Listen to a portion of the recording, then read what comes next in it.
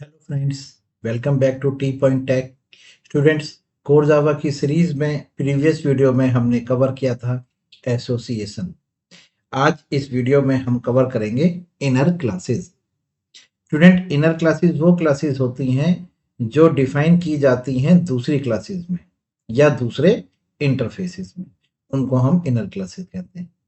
चलिए, सबसे पहले हम इसको थ्योरेटिकली समझते हैं कि इनर क्लासेस क्या होती हैं, क्या इसका यूज है और इसको किस तरह से प्रोग्राम में इंप्लीमेंट किया जाता है। Student, an inner class is a class defined with in another class और इंटरफेस। यानी कि ऐसी क्लास जो दूसरी क्लास में डिक्लेयर की जा रही है उसको हम इनर क्लास कहते हैं। इसका सिंटेक्स इस तरह से लिखा जाता है, जैसे कि आप एक क्लास डिक्लेयर करिए आउटर। अब इस आउटर क्लास के अंदर आपने एक क्लास डिक्लेयर कर दी, ये हो गई आपकी इनर क्लास। जरूरी नहीं है कि आप इसका नाम आउटर या इनर रखें, ठीक है, नाम कुछ भी हो सकता है। आप चाहे तो आउटर की जगह आपने यहाँ पर ए बी सी और इसका नाम रख दिया आपने एक्स वाई जेड। तो ए बी सी जो है ये आपकी आउटर क्लास है और ये जो एक्स वाई जेड है ये आपकी इनर क्लास। जिस तरह से आप नेस्टेड इफ करते हैं, इफ के अंदर इफ, नेस्टेड लूप, उसी तरह से नेस्टेड क्लास या इसको इनर क्लास भी कहते हैं, ठीक है। यही चीज आप इंटरफेस के साथ भी इंप्लीमेंट करा सकते हैं। आपने एक इंटरफेस डिक्लेयर करा ए बी सी, इस इंटरफेस के अंदर आपने एक क्लास डिक्लेयर करी है एक्स वाई जेड। ये आपकी इनर क्लास है या इसको आप नेस्टेड क्लास भी कह सकते हैं। Okay,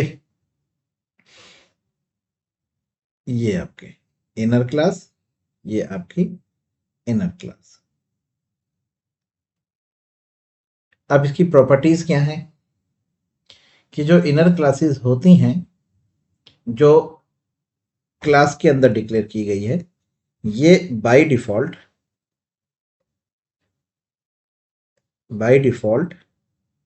default and non static होती हैं। ये ध्यान रखिएगा, ये by default and non static होती हैं। जो इंटरफेसेस के अंदर क्लासेस डिक्लेयर की जाती हैं, ये by default public and static होती हैं। अगर आप एक इंटरफेस के अंदर एक क्लास डिक्लेयर कर रहे हैं और उसके आगे आपने मॉडिफायर नहीं लिखा है, तो वो बाय डिफॉल्ट, जैसे आप यहाँ पर इस क्लास को देखें, क्लास एक्स वाई जेड, ये by default public and non static होगी। और यहाँ पर अगर आप इस क्लास एक्स वाई जेड को देखें तो ये by default and non static होगी। क्लियर है? तो इस तरह से आप इनर क्लासेस को डिक्लेयर करते हैं विद इन द क्लास और विद इन द इंटरफेस। चलिए आगे इसकी प्रॉपर्टीज को कवर करते हैं। It is also known as nested classes, इनको नेस्टेड क्लासेस भी कहा जाता है। और इनर क्लासेस की जो एडवांटेज है वो है कि ये एनकैप्सुलेशन को अचीव करने के लिए बनाई जाती हैं। यानी कि आप इनर क्लास इसलिए बना रहे हैं जिससे कि आप अपने डाटा को एनकैप्सुलेट कर सकें, जिससे कि आउटसाइड द क्लास वो डायरेक्ट एक्सेसिबल ना हो। कोड को ऑर्गेनाइज कर रहे हैं प्रॉपर वे में, जिससे आपकी कोड की रीडेबिलिटी बढ़ेगी। और सबसे मेन पॉइंट कि जितने भी एक जैसे रिलेटेड कंपोनेंट्स हैं, यानी कि कंपोनेंट्स यहाँ पे क्लासेस को कहा जा रहा है, वो लॉजिकली एक साथ ग्रुप हो जाएंगे। यानी एक क्लास के अंदर जो आप इनर क्लासेस बना रही हैं वो सारी क्लासेस एक दूसरे से लॉजिकली रिलेटेड होंगी, जिनको हम एनकैप्सुलेशन कहेंगे, ठीक है। तो इनर क्लासेस का यूज किया जाता है फॉर एनकैप्सुलेशन। तो यहाँ पर आपने नीचे की कैरेक्टरिस्टिक्स आप देख भी रहे हैं कि इसकी की प्रॉपर्टीज हैं कि इनर क्लासेस का यूज एनकैप्सुलेशन को और लॉजिकल ग्रुपिंग को अचीव करने के लिए किया जाता है इनर क्लासेस का। एक बात हमेशा ध्यान रखिएगा, जो बहुत ही इंपॉर्टेंट पॉइंट है वो ये है कि इनर क्लासेस को आप यूज नहीं कर सकते इंडिपेंडेंटली। ये पॉइंट आप याद रखिएगा। जो इनर क्लास है वो आउटर क्लास के साथ ही यूज होगी, वो इंडिपेंडेंट यूज नहीं होगी। ठीक है, तो इस तरह की प्रोग्रामिंग को हम कहते हैं टाइट कपल्ड प्रोग्रामिंग। ये टाइट कपल्ड है, आउटर क्लास के होने पर ही इनर क्लास का यूज किया जा सकता है। तो ये टाइट कपल्ड प्रोग्रामिंग है। क्लियर है? किस लिए यूज की जा रही है? हाइड करने के लिए। एक तरह का ये डेटा हेडिंग का भी कॉन्सेप्ट कवर कर रही है। ठीक है, तो ये इसके की फीचर्स हैं। अब इनर क्लासेस जो हैं स्टूडेंट्स, वो चार तरह से क्रिएट की जा सकती हैं। एक मेंबर इनर क्लास के रूप में, एक स्टैटिक इनर क्लास, एक लोकल इनर क्लास और एक anonymous inner class. Member inner class यानी एक क्लास के अंदर आप एक क्लास डिक्लेयर कर रहे हैं जो नॉन स्टैटिक है। जैसे कि आपको इसको एग्जाम्पल के साथ समझाते हैं। एक क्लास ली आपने ABC। ओके, एक इसी के अंदर एक क्लास डिक्लेयर कर दी XYZ। ये लीजिए, तो ABC आपकी आउटर क्लास हो गई, XYZ आपकी इनर क्लास।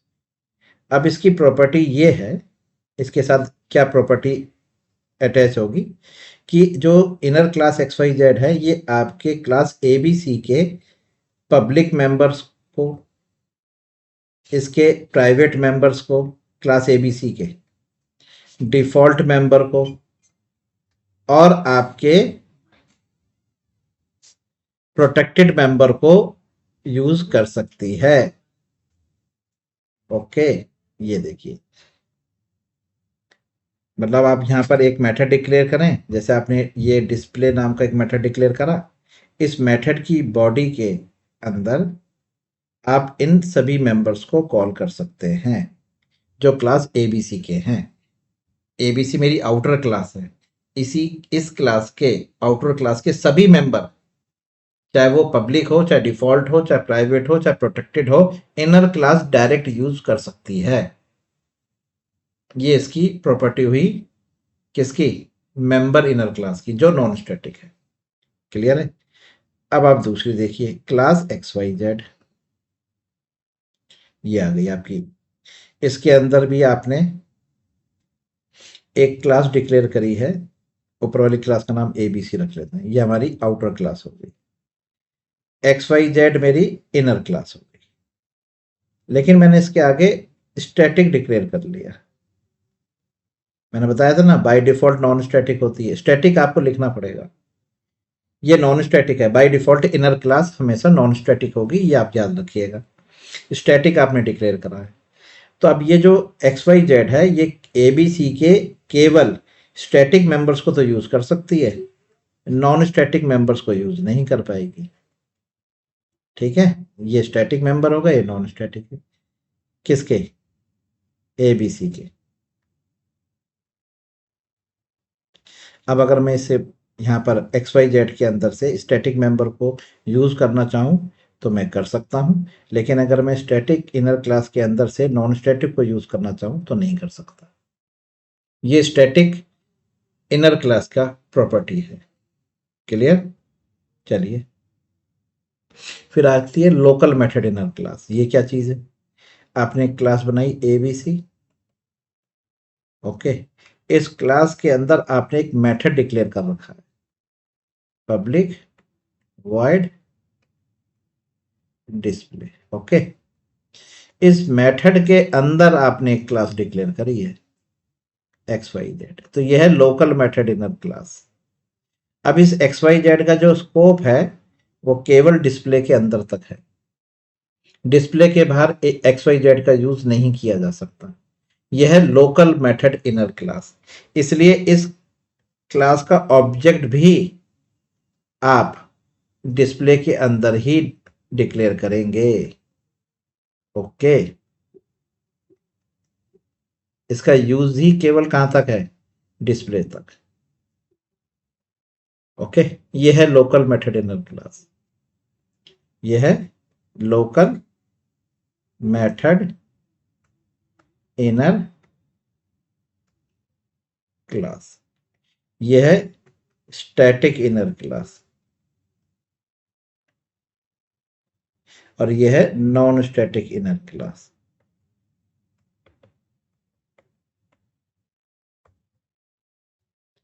ओके, अब फोर्थ वन जो है वो है आपकी एनोनिमस क्लास। ठीक है, उसका जो सिंटैक्स है वो इस तरह से है स्टूडेंट। एनोनिमस इनर क्लास का यूज जो किया जाता है वो एब्स्ट्रैक्ट क्लासेस और इंटरफेसेस को इंप्लीमेंट करने के लिए किया जाता है। जैसे कि आपके पास एक इंटरफेस है XYZ, और इसके पास एब्स्ट्रैक्ट मेथड है, जैसे पब्लिक वॉइड ऐड। ओके, ये एब्स्ट्रैक्ट मेथड है। मैंने अब तक इसको यूज करने का जो तरीका बताया है इंटरफेस का, वो मैंने आपको बताया है कि इंटरफेस को अगर आपको यूज करना है तो आपको एक इसकी चाइल्ड क्लास बनानी पड़ेगी, यानी सब क्लास। तो आप क्या करते हैं, अब तक का जो आपका तरीका है, आपने क्लास बनाई MNO, जिसमें आपने लिखा इम्प्लीमेंट्स XYZ। फिर आप क्या करते हैं, MNO के अंदर जो XYZ का एब्स्ट्रैक्ट मेथड है पब्लिक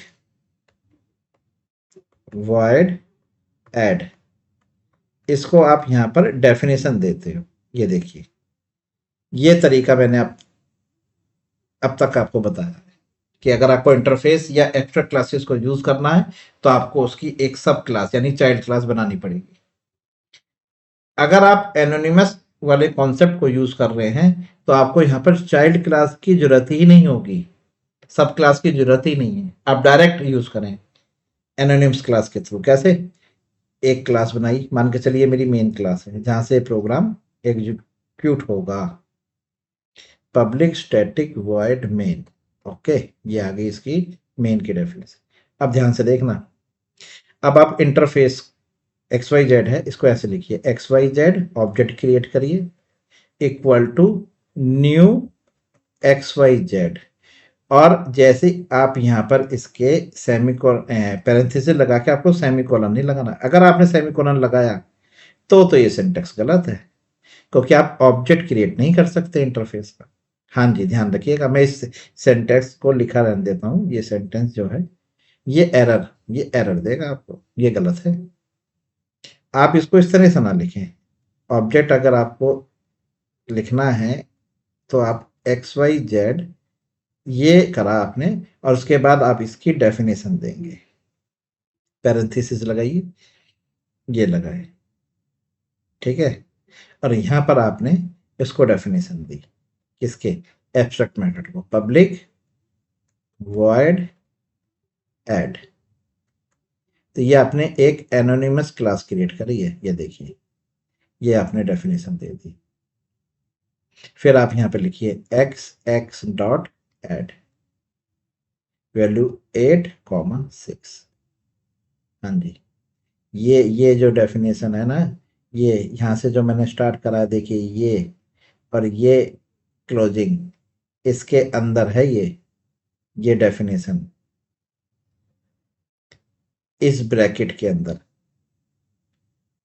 अब आपने कॉल किया, अब ये चल गया, तो आप यहां पर एक एनोनिमस क्लास क्रिएट हुई है। अब अगर आप इस वाले को इंप्लीमेंट करा रहे थे, इस वाले प्रोसीजर को, इस वाले कॉन्सेप्ट को लेकर चल रहे थे, तो पता है यहाँ पर क्लासेस कितनी बनती थी। एक तो बनती XYZ डॉट क्लास, इसकी क्लास बनती, एक बनती MNO डॉट क्लास, और एक बनती आपकी मेन क्लास।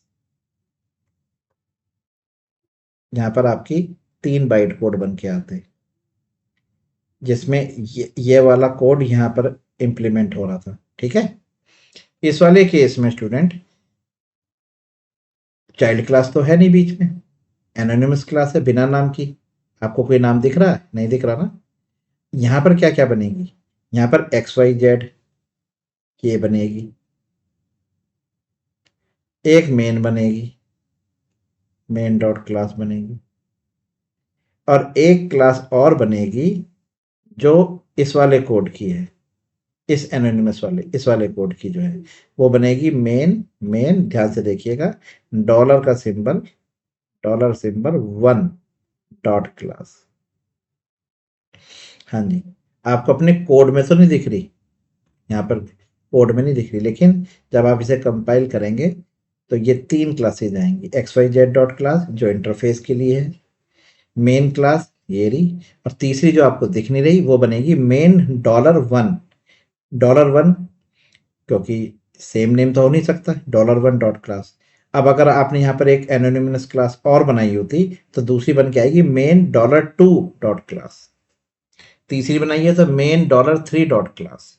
इस तरह से एनोनिमस क्लास बनाई जाती है, ठीक है, जहां पर आपको चाइल्ड क्लास की जरूरत नहीं होती। इस सब चीजों को मैं भी आपको इम्प्लीमेंट करके दिखाने वाला हूँ। तो ये थी आपकी टाइप्स ऑफ इनर क्लासेस। आप इनर क्लास इंटरफेस के अंदर भी बना सकते हैं। अब इंटरफेस के अंदर अगर आप कोई इनर क्लास डिक्लेयर कर रहे हैं तो बाय डिफॉल्ट पब्लिक स्टैटिक होगी, ये पॉइंट याद रखिएगा, इम्प्लिसिटली वो पब्लिक स्टैटिक होगी। और ये जो इनर क्लास आप डिक्लेयर कर रहे हैं इंटरफेस के अंदर, इस इनर क्लास का यूज किया जाएगा इंटरफेसिस के एब्स्ट्रैक्ट मेथड को इंप्लीमेंट करने के लिए। तो ये जो क्लास है इनर क्लास, इसको हम यूटिलिटी क्लास भी कहते हैं। क्या कहते हैं? Utility class. जैसे आपने एक इंटरफेस डिक्लेयर करा, इंटरफेस का नाम ABC है, और यहां पर एक एब्स्ट्रैक्ट मेथड है void add, ये लीजिए, ये एब्स्ट्रैक्ट मेथड हो गया। अब आपने यहां पर एक क्लास डिक्लेयर करी XYZ, ये आपकी इनर क्लास हो। अब ध्यान रखिएगा, यहां पर आपको पब्लिक स्टैटिक लिखने की जरूरत नहीं है, ये याद रखिएगा कि अगर आप इंटरफेस के अंदर अगर कोई डिक्लेयर कर रहे हैं क्लास तो वो पब्लिक स्टैटिक होगी, जबकि क्लास के अंदर अगर आप क्लास डिक्लेयर कर रहे हैं तो वो नॉन स्टैटिक होगी। ठीक है, चलिए अब आप क्या करें, इस मेथड को यहां पर इंप्लीमेंट करा लीजिए। तो यहां पर लिखिए इंप्लीमेंट्स ABC। हाँ जी, अब आप यहां पे इसको डेफिनेशन दे दीजिए ऐड को, ये आपने इसको डेफिनेशन दे दी। क्लियर है? अब आप उसको यूज करना चाहते हैं तो कैसे यूज करेंगे? XYZ का ऑब्जेक्ट क्रिएट करके आपको ऐड कॉल करना है।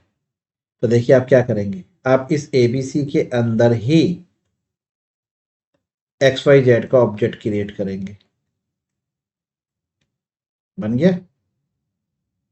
क्लियर? ये बन गया। अब आप इसे कॉल करिए, तो आप इसको कॉल ऐसे करेंगे, पहले ABC से आप पहुंचेंगे XYZ तक, और XYZ से आप कॉल करेंगे X को, ठीक है, ABC से XYZ, XYZ से XX। नहीं, आप डायरेक्ट भी कर सकते हैं स्टूडेंट, जरूरत नहीं है, आप सीधा लिखिए abc.xx.add, ये लीजिए, ये हो गया। ABC से आपने इस XX को कॉल करा, क्योंकि ये बाय डिफॉल्ट क्या होगा आपको पता है ना, कि अगर आप इंटरफेस के अंदर कोई मेंबर वेरिएबल डिक्लेयर कर रहे हैं तो क्या होता है, वो पब्लिक भी होता है, स्टैटिक भी होता है, साथ में फाइनल भी होता है। याद आ गया? ये प्रॉपर्टी किसके साथ है? वेरिएबल के साथ। तो आप डायरेक्ट ABC से XX को कॉल करिए, XX कॉल करेगा ऐड, ऐसे कॉल हो जाएगा। क्लियर है? समझ में आ गया? चलिए अब आपको एक एक करके सभी एग्जांपल्स कवर करके दिखाते हैं। सबसे पहले आपको मेंबर इनर क्लासेस बताते हैं, ये कितने तरह से इंप्लीमेंट की जा सकती हैं। तो मेंबर इनर क्लास और स्टैटिक इनर क्लास के जो कॉम्बिनेशन बनेगा, वो 4 कॉम्बिनेशन बनते हैं। पहला बनता है static inner class with static method, एक कॉम्बिनेशन तो ये बनेगा। दूसरा बनेगा static inner class with non static method.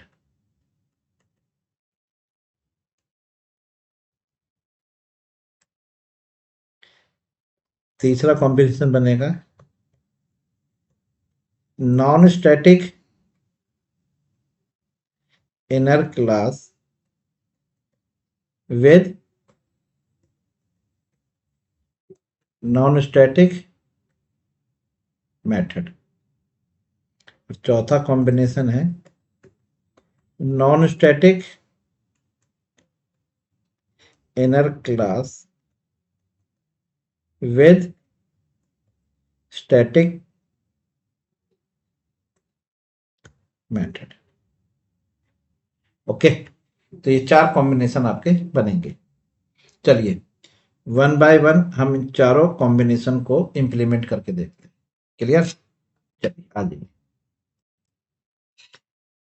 तो कॉम्बिनेशन मैंने बताया स्टैटिक इनर क्लास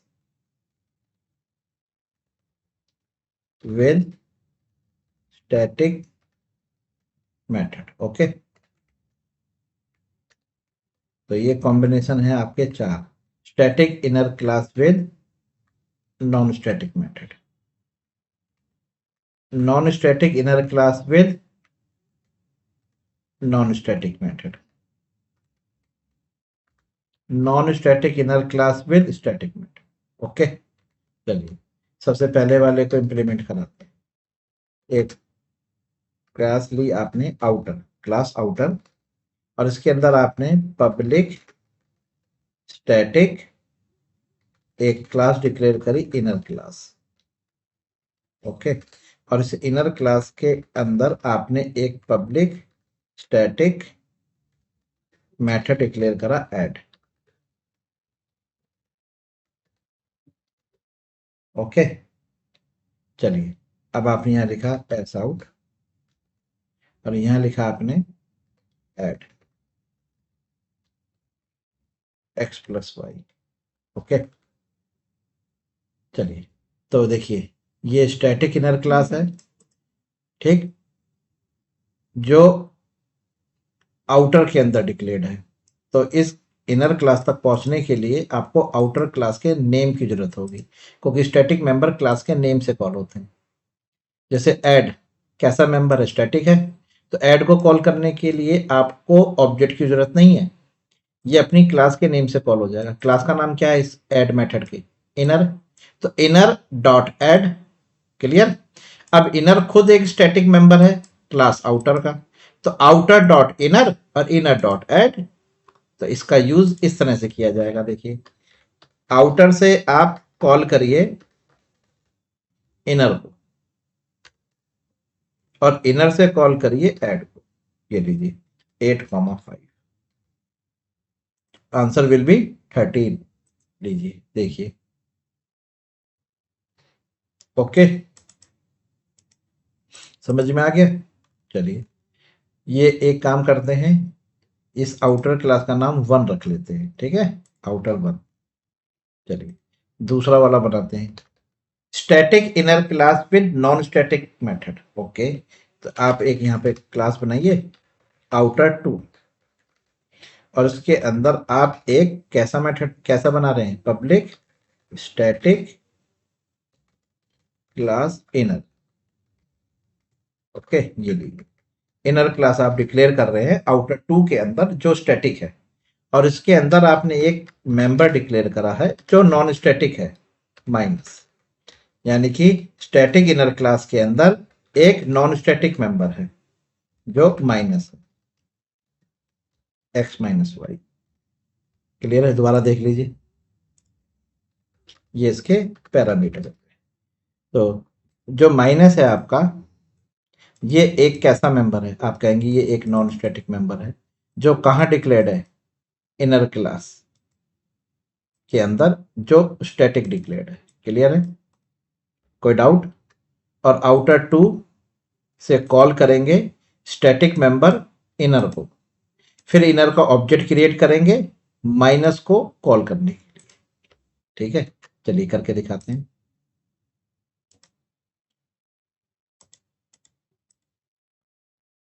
अपडेट, चलिए अब नीचे आइए, यहां लिखिए आउटर टू से पहुंचे हम इनर तक। क्योंकि आउटर जो है वो आपकी पेरेंट है, मान के चलिए पेरेंट क्लास है जिसके अंदर आप इनर क्लास ले रहे हैं, ठीक है। तो आउटर से आप इनर तक जा रहे हैं डायरेक्ट, क्यों? क्योंकि इनर स्टैटिक है। तो आउटर क्लास का नाम है आउटर टू, उसके नाम से आपने इनर को कॉल करा। अब आगे अगर जाना है माइनस तक तो आपको ऑब्जेक्ट की जरूरत होगी इनर के, क्योंकि माइनस आपका नॉन स्टैटिक है। तो बस यहीं पर ऑब्जेक्ट बना लीजिए। इस ऑब्जेक्ट का नाम मैं इन वन रख ले रहा हूं, इन वन, ठीक है। Inner one equal to new outer two dot inner, लीजिए बन गया ऑब्जेक्ट। अब यहां लिखिए इन वन डॉट माइनस और वैल्यू पास करी आपने 12,4, आंसर विल बी 8। ये देखिए ये आ गया आपका 8। क्लियर? देख लीजिए ध्यान से, ये इनर क्लास है जो आउटर टू के अंदर है, स्टैटिक। तो आउटर टू से डायरेक्ट आप इनर तक पहुंचे, इनर से आगे आप माइनस तक जाना है तो आपने इनर का पहले ऑब्जेक्ट क्रिएट करा, फिर आप माइनस तक पहुंचे, ठीक है। चलिए तीसरा कॉम्बिनेशन हमारा जो बन रहा है वो कह रहा है non static inner class with non static method. Okay, तो आपने लिखा आउटर 3, इसके अंदर आपने एक पब्लिक क्लास बनाई इनर, ओके, जो नॉन स्टैटिक है। इसके अंदर भी आपने एक मेथड डिक्लेयर करा मल्टीप्लाई, जो नॉन स्टैटिक है। तो ये कॉम्बिनेशन कैसा बन रहा है, इसमें आप देखेंगे कि जो आपकी इनर क्लास है वो नॉन स्टैटिक डिक्लेयर्ड है आउटर के अंदर, ठीक है। और इनर के अंदर जो मल्टीप्लाई डिक्लेयर्ड है वो भी नॉन स्टैटिक है। तो मल्टीप्लाई को कॉल करने के लिए आपको ऑब्जेक्ट की जरूरत होगी इनर क्लास की, और इनर तक पहुंचने के लिए आपको आउटर की जरूरत होगी, क्योंकि इनर खुद कैसी है, नॉन स्टैटिक। तो आउटर के ऑब्जेक्ट से आप इनर तक पहुंचोगे, इनर के ऑब्जेक्ट से आप मल्टीप्लाई तक पहुंचोगे। इस चीज को कैसे लिखा जाएगा, ध्यान से देखिएगा। सबसे पहले आप यहाँ पर आउटर क्लास 3 का ऑब्जेक्ट बनाइए। ऑब्जेक्ट बन गया इक्वल टू न्यू आउटर 3, लीजिए कंस्ट्रक्टर कॉल हुआ आउटर 3 का, आउटर 3 का ऑब्जेक्ट बन के तैयार हो गया। अब आप इनर का ऑब्जेक्ट बनाइए। इनर कहाँ डिक्लेयर्ड है, तो उसका पहले पाथ बताइए कि वो आउटर 3 के अंदर इनर हमारी डिक्लेयर्ड है, ठीक है, ठीक है। इसके ऑब्जेक्ट का नाम आपने इन टू रख लिया, इनर टू इक्वल टू अब आप आउटर क्लास के ऑब्जेक्ट का यूज करें। आउटर क्लास का ऑब्जेक्ट ओबी है, तो लिखिए ओबी डॉट न्यू इनर। हाँ जी, ध्यान से देखिए ये बिल्कुल नया सिंटेक्स है। आउटर 3, देख लीजिए आउटर 3 है, इसके अंदर इनर है, कैसी है, नॉन स्टैटिक है। तो आउटर 3 के ऑब्जेक्ट से आप इनर क्लास के कंस्ट्रक्टर कॉल करेंगे, तो आप लिखेंगे ओबी डॉट न्यू इनर। तो अब न्यू इनर का जो कंस्ट्रक्टर है, मतलब इनर क्लास का, वो आपको रेफरेंस रिटर्न कर रहा है इनर का, जो आपने in2 इस ऑब्जेक्ट में स्टोर करा लिया। अब आप यहां लिखिए इनर 2 डॉट मल्टीप्लाई और वैल्यू भेजिए 8,5, आंसर विल बी 40। ये देखिए, ये देखिए, ओके, समझ में आ गया। चलिए अब आगे बढ़ते हैं। अच्छा, एक शॉर्टहैंड तरीका और है स्टूडेंट, इसी वाले को दूसरे तरीके से भी इंप्लीमेंट करके दिखाते हैं। देखिए यहाँ पर जब आप आउटर 3 का ऑब्जेक्ट बना रहे हैं, जो आपने ओबी बनाया है वो इक्वल है आउटर न्यू आउटर 3 के, ठीक है।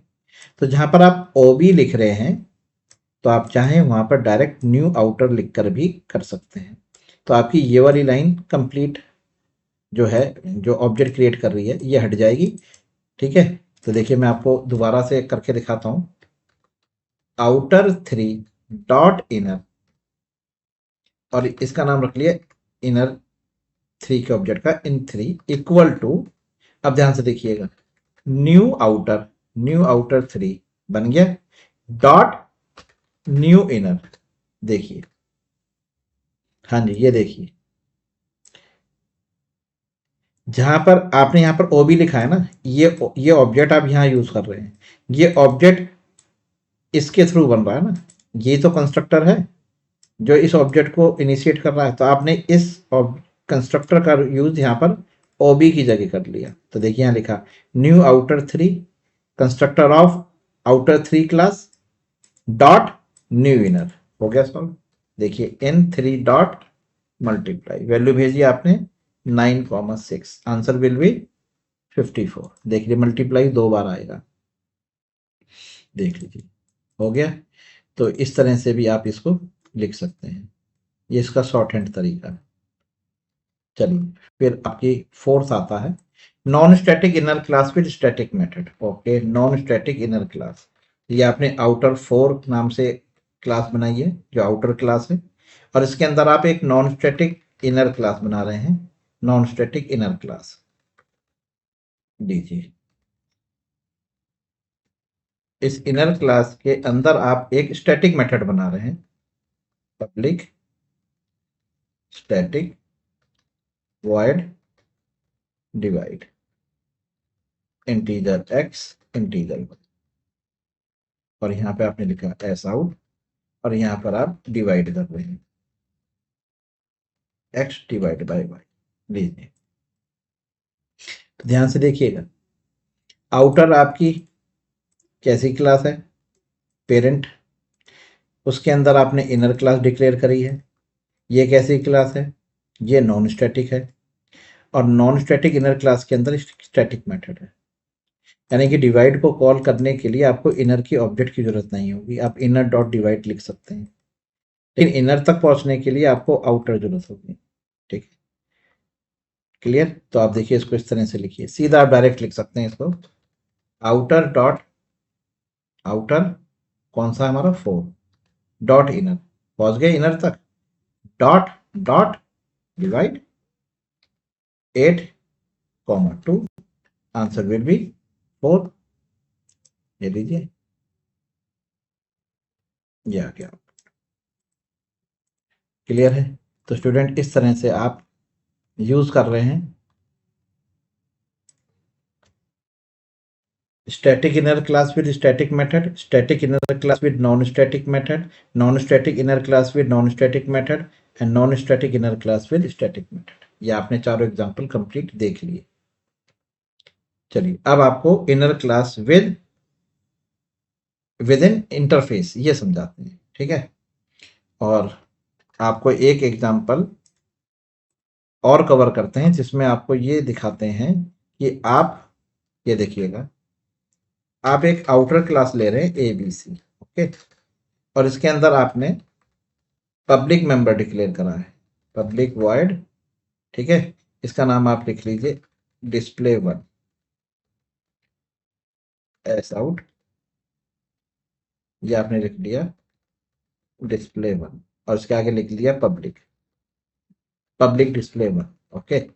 इस तरह से आपने क्लास ABC के अंदर 4 मेथड डिक्लेयर करे स्टूडेंट, display2, display3 और display4, ओके। एक पब्लिक रख लिया, एक आपने प्रोटेक्टेड कर दिया, एक आपने प्राइवेट, और एक आपने डिफॉल्ट रख दिया। ये वाला आपका प्रोटेक्टेड मेंबर है जो display2 है, ये आपका प्राइवेट मेंबर है जो display3 है,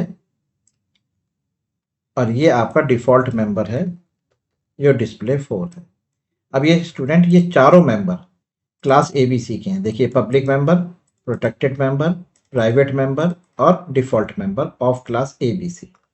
अब आप इस क्लास ABC के अंदर एक क्लास डिक्लेयर कर रहे हैं XYZ,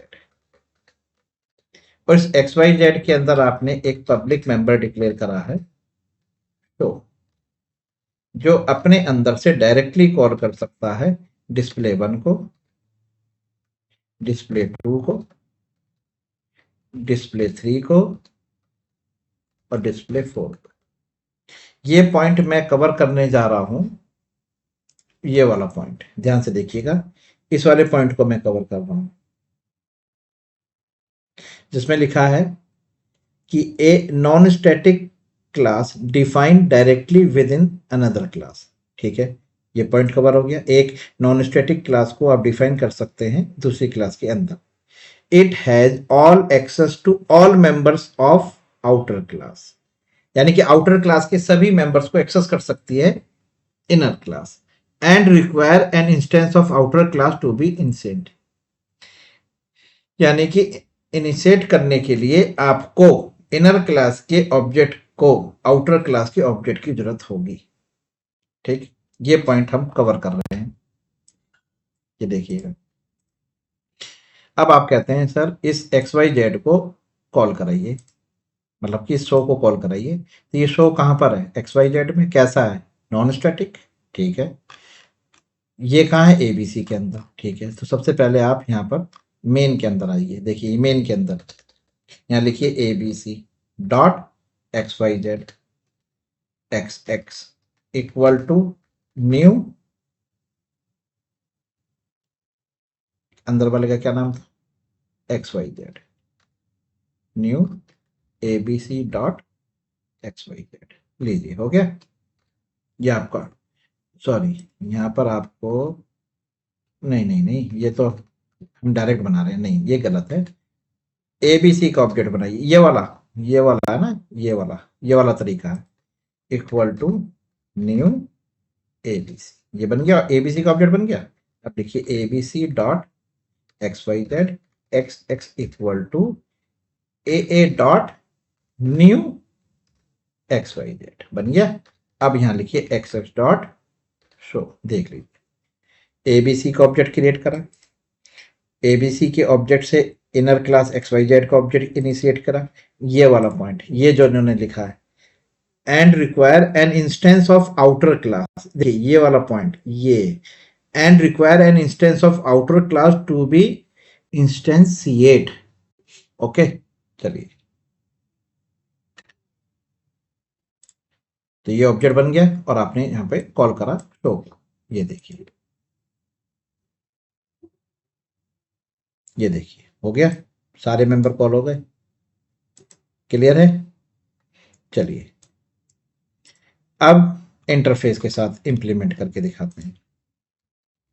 आपने एक इंटरफेस डिक्लेयर करा एमएन, इस इंटरफेस के अंदर आपके एक एब्स्ट्रैक्ट मेथड है ऐड। हो गया। अब आपने यहां पर एक क्लास डिक्लेयर करी www, जो इनर क्लास है इंटरफेस की। क्लियर है? अब आप इस क्लास के आगे लिखिए इंप्लीमेंट्स एमएन। लीजिए हो गया। अब ये एमएनओ जो इंटरफेस है, ये इस एब्स्ट्रैक्ट मेथड को इनहेरिट करा देगा ww। अब आप इस मेथड की डेफिनेशन लिख दीजिए। तो आपने लिखा public void integer x integer y, और यहां लिखा आपने एस आउट एड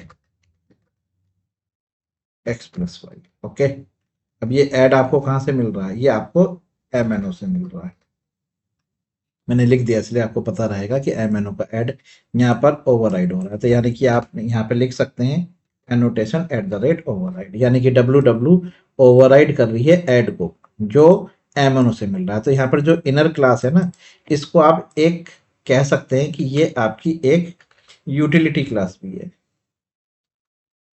ये आपकी एक यूटिलिटी क्लास है। ठीक है, क्लियर है? चलिए अब आप इस क्लास के ऑब्जेक्ट से इस ऐड को कॉल करेंगे। तो इस क्लास का ऑब्जेक्ट जो है वो आप इंटरफेस के अंदर डिक्लेयर करेंगे। ठीक है, देखिए ये डिक्लेयर करा आपने। तो मैं आपको बता दूं कि इंटरफेस के अंदर जो वेरिएबल डिक्लेयर होते हैं, यानी कि ऑब्जेक्ट जो है, वो पब्लिक स्टैटिक फाइनल होते हैं। ठीक है, एमएनओ एम नाम से मैं इसका नाम रख रहा हूं, इक्वल टू, सॉरी नहीं हमारी एमएनओ नहीं, www, और w equal to new ww। Okay, तो लीजिए देखिए ये जो क्लास है, इस क्लास का आपने एक स्टैटिक फाइनल वेरिएबल डिक्लेयर कर लिया है क्लास एमएनओ के अंदर। अब स्टैटिक है इसलिए एमएनओ के नेम से आप इस ऑब्जेक्ट को कॉल कर सकते हो और इस ऑब्जेक्ट से आप इस ऐड को कॉल करोगे। ठीक है, तो देखिए आप कैसे यूज करेंगे। आपने यहाँ लिखा MNO dot W dot add 8,5। Clear, ध्यान रखिएगा। ये एक इंटरफेस है, इस इंटरफेस के अंदर आपने एक क्लास डिक्लेयर करी है जिसको हम इनर क्लास, नेस्टेड क्लास या यूटिलिटी क्लास कह सकते हैं। इस क्लास का ऑब्जेक्ट आप इस इंटरफेस के अंदर ही डिक्लेयर करेंगे जो by default publish static final होगा। अगर मैं ये हटा भी दूं तो भी ये पब्लिश स्टैटिक फाइनल होगा, इसलिए डिक्लेयर करते समय ही आपको इसको इनिशियलाइज करना पड़ा। फिर आप इस डब्लू को, स्टैटिक है इसलिए इंटरफेस के नेम से आप इस डब्लू को कॉल करिए, इस डब्लू से आप इस ऐड को कॉल करिए। क्लियर, समझ में आ गया?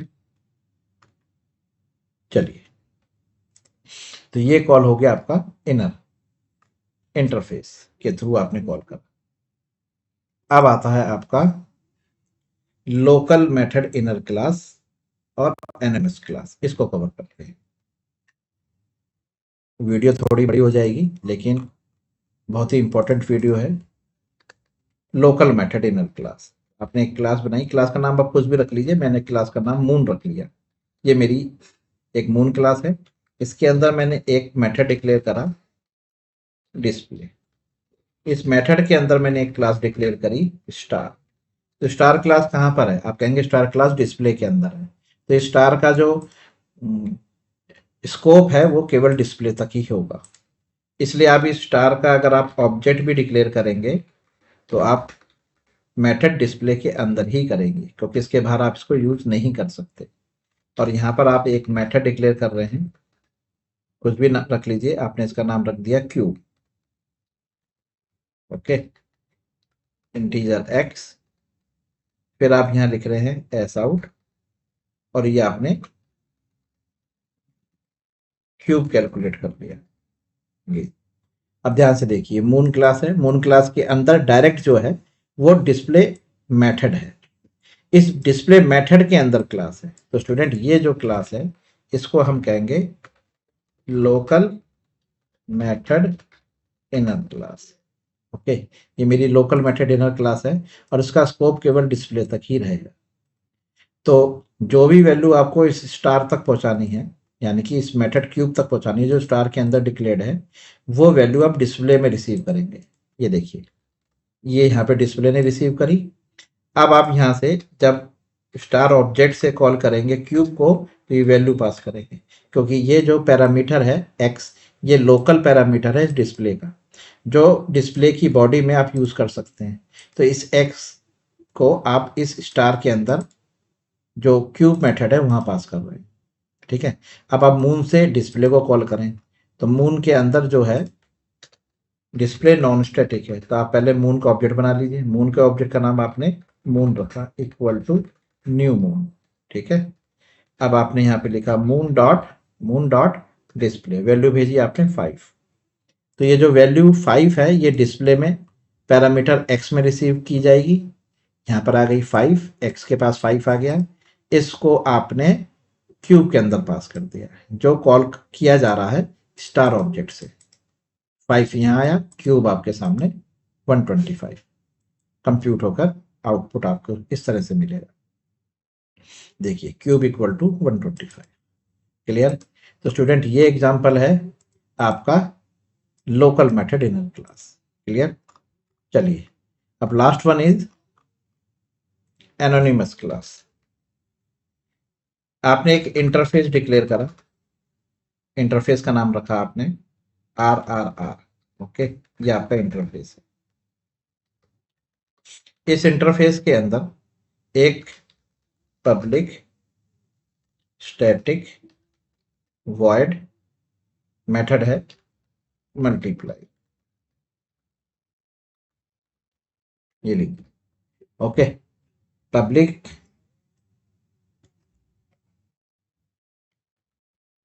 Abstract void multiply. ठीक है, इंटरफेस RR के अंदर ये एक एब्स्ट्रैक्ट मेथड आपने डिक्लेयर करा है। अब आप इस इंटरफेस को इम्प्लीमेंट कराना चाहते हैं तो आपको एक चाइल्ड क्लास चाहिए होगी जो फिजिकल बनेगी। आप चाइल्ड क्लास का यूज ना करें, ठीक है। आप डायरेक्ट मेन के अंदर आए, ध्यान से देखिएगा इस इंटरफेस को बिना चाइल्ड क्लास के कैसे इंप्लीमेंट किया जा रहा है मेन के अंदर। आर आर आर, ध्यान से देखिएगा। आप यहाँ लिखिए आर आर आर, ऑब्जेक्ट का नाम आपने आर आर रख लिया है, equal to new r r r. अगर आपने देखिए एंटर करते ही ये यही आईडी की एडवांटेज है किसने आपको एनोनिमस क्रिएशन दे दी। मैं वैसे इसको रिमूव कर रहा हूँ, मैं खुद बनाना चाहूंगा आपके सामने। अगर मैं यहाँ पर इसको सेमीकोलन से कर दूं तो ये एरर है, क्योंकि यहाँ पर आप डायरेक्ट इनिशिएट करना चाह रहे हैं इंटरफेस को। ये आपके सामने एरर है, क्या देखें, ठीक है। तो ये सिंटेक्स में लिखा रहने दे रहा हूँ जिससे कि आपको याद रहेगा कि ये एरर है। आप इसको इस तरह से लिखिए r r r equal to new r r r, bracket लगाइए। अब सेमीकोलन नहीं लगाना है, आप यहाँ पर ब्रेसेस लगाइए। ओके, अब इसके अंदर आप ओवरराइड करिए अपने उस मेथड को जो आपका एब्स्ट्रैक्ट है। ये देखिए, अब लिखिए यहाँ पर पब्लिक, ये देखिए मल्टीप्लाई आ गया, हो गया। अब आप इसकी यहाँ पे डेफिनेशन लिख दीजिए, S out multiply x into y, लीजिए ये ना, ये है एनोनिमस। इतना पार्ट ये एनोनिमस है, यहाँ पे आप लिख सकते हैं।